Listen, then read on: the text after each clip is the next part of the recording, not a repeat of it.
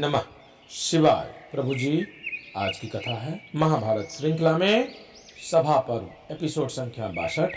अभी तक आपने सुना जरासंध के बद्ध एवं बंदी राजाओं की मुक्ति। अब कथा आगे। आज की कथा होगी पांडवों की दिग्विजय यात्रा।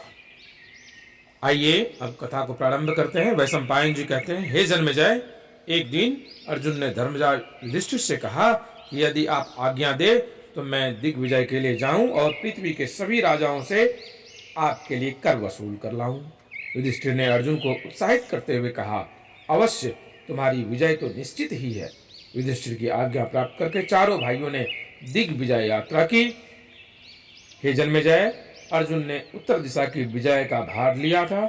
उन्होंने पहले साधारण पराक्रम से ही आनर्त, कालकूट और कुलिंद देशों पर विजय प्राप्त करके सेना सहित सुमंडल को जीत लिया। सुमंडल को साथी बनाकर साकलदीप और प्रतिविंध्य पर्वत के राजाओं पर विजय प्राप्त की। उनकी सहायता से अर्जुन ने प्रज्योतिषपुर पर चढ़ाई की। वहां के प्रतापी राजा का नाम भगदत्त था। भगदत्त के सहायक किरात, चीन आदि बहुत से समुद्री देशों के लोग भी थे। भगदत्त ने कहा, महाबाहु अर्जुन, तुम्हारा पराक्रम तुम्हारे ही योग्य है। तुम देवराज इंद्र के पुत्र हो ना। इंद्र से तो मेरी मित्रता है और मैं उससे कम वीर नहीं हूं, इसलिए मैं तुमसे युद्ध नहीं कर सकता। बेटा, मैं तुम्हारी इच्छा पूर्ण करूंगा। बताओ तुम्हें क्या चाहिए। अर्जुन ने कहा, राजन, कुरुवंश शिरोमणि धर्मराज युधिष्ठिर राजस्व यज्ञ करना चाहते हैं और मेरी हार्दिक अभिलाषा है कि वे चक्रवर्ती सम्राट बने। आप उन्हें कर दीजिए। आप मेरे पिता इंद्र के मित्र और मेरे हितैषी हैं। आप प्रेम भाव से ही उन्हें भेंट दीजिए। भगवत ने कहा, अर्जुन, तुम्हारी इच्छा पूर्ण करूंगा। अर्जुन ने बृहंत का राज्य उसी को सौंपकर उनकी सहायता से सेना बिंदु के देश पर धावा बोलकर उसे राज्य च्युत कर दिया।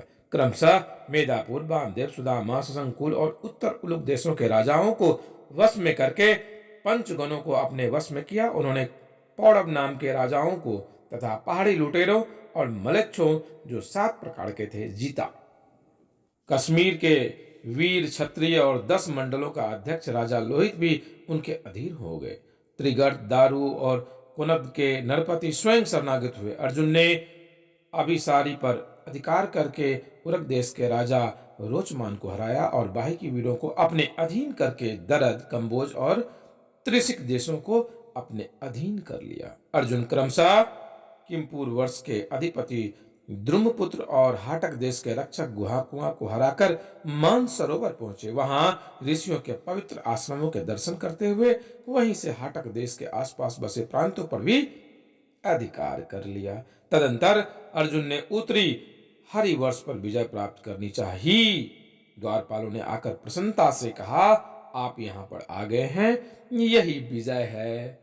हरिवर्ष के लोगों ने अर्जुन को कर के रूप में अनेकों दिव्य वस्त्र, दिव्य आभूषण और मृग चर्म आदि दिए। इस प्रकार उत्तर दिशा पर विजय प्राप्त करके वीरवर अर्जुन महान चतुर्गुणी सेना के साथ बड़ी प्रसन्नता से इंद्रप्रस्थ लौट आए और सारा धन, सारी वाहन धर्मराज को सौंपकर उनकी आज्ञा से अपने महल में चले गए। हे जन्मेजय, अर्जुन के साथ ही भीमसेन भी धर्मराज की अनुमति से बहुत बड़ी सेना लेकर पूर्व दिशा के लिए चल पड़े। दर्शान देश के राजा सुधर्मा को भीमसेन परास्त कर सेनापति बना लिया। उन्होंने अश्वमेध, पुलिंद नगर आदि अधिकांश राज्यों पर अधिकार कर लिया। चदिक देश के राजा शिशुपाल से उन्हें युद्ध नहीं करना पड़ा। उसने संबंध के कारण धर्मराज के संदेश मात्र से ही कर देना स्वीकार कर लिया। तदनंतर भीमसेन ने कुमार देश के राजा श्रीनिमान को, कौशल देश के स्वामी बल को और अयोध्याधिपति धर्मादि यज्ञ को अनायास ही वश में कर लिया। तत्पश्चात उत्तर कौशल, मल्ल देश और हिमालय तटवर्तीय जलुद देश के प्रांत अपने अधीन किए। काशीराज, सुबाहु, सुपार्श्व, राजेश्वर, कृत, मत्स्य एवं मलक देश के वीरों एवं वसु की भूमि को अपने अधिकार में कर लिया। पूर्वोत्तर के देशों में मदधार, सोमदेव एवं वत देश को भी उन्होंने ही अपने कब्जे में कर लिया था। भर्ग देश के स्वामी निषाद राज और मणिमान पर विजय प्राप्त करके दक्षिण मल और भोगवान पर्वत पर भी उन्होंने कब्जा कर लिया। शर्मक और वर्मक पर विजय प्राप्त करने के बाद मिथिलाधीश को अधीन किया और वहीं से किरात राजाओं को भी अपने वश में किया। सुहा, प्रसुहा, दंड, दंडधाड़ आदि नरपति अनायास ही प्राप्त हो गए। गिरिवज्र से जरासंध नंदन सहदेव को साथ लेकर मोदा चल के राजा का संहार किया। पंडित वसुदेव और कौशिक नदी के द्वीप में रहने वाले राजा भी पराजित हो गए।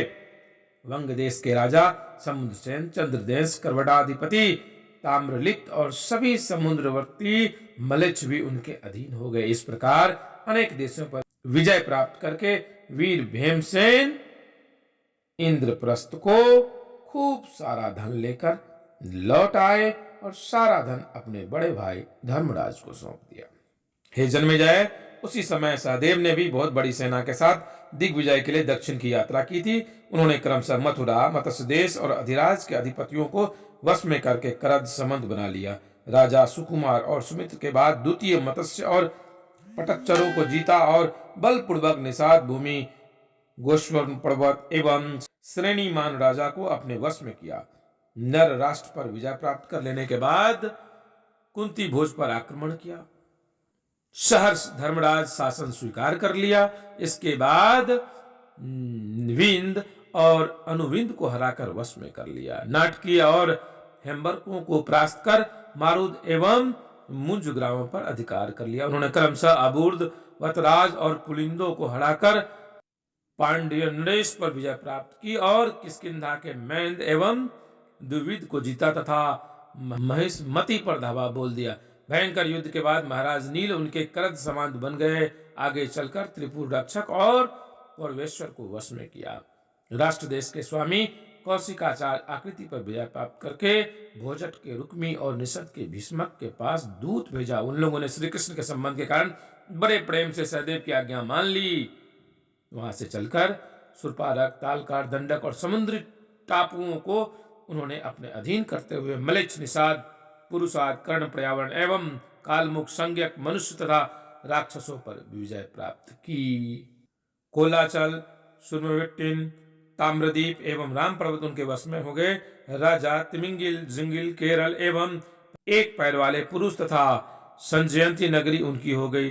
सांडन्य और करहाटक भी अलग नहीं रह गए। पांड्य, द्रविड़, उड़, केरल, आंध्र, तलवान, कलिंग, उष्टकर्णिक, आठवीं पुरी और आक्रमणकारी यवनों की राजधानियां भी उनके वश में हो गई। सहदेव ने दूत के द्वारा लंकाधिपति के पास संदेश भेजा और विभीषण ने बड़े प्रेम से उसे स्वीकार कर लिया। सबको सामंत बनाकर बड़ी शीघ्रता से बुद्धिमान सहदेव इंद्रप्रस्थ लौट आए और सारी वस्तुएं धर्मराज को सौंपकर सुखपूर्वक इंद्रप्रस्थ में रहने लगे। हे जन्मेजय, नकुल ने भी उसी समय बड़ी भारी सेना लेकर पश्चिमी दिशा की ओर विजय प्राप्त करने के लिए प्रस्थान किया था।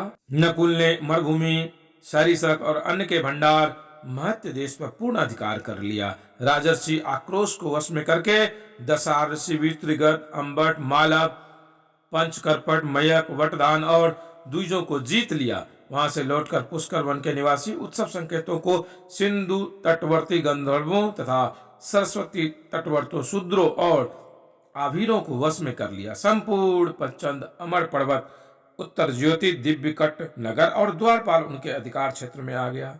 पश्चिम के रामठ, हार और हुण आदि राजा नकुल की आज्ञा मात्र से उनके अधीन हो गए। द्वारकावासी यदुवंशी और श्री कृष्ण ने बड़े प्रेम से नकुल का शासन स्वीकार किया। नकुल के मामा शल्य भी प्रेम से उनके अधीन हो गए। सबसे धन रत्न की भेंट लेकर नकुल ने समुद्र के टापुओं में रहने वाले भयंकर मलेच्छ, बर्बर, किरात, यवन और शक राजाओं को वश में किया।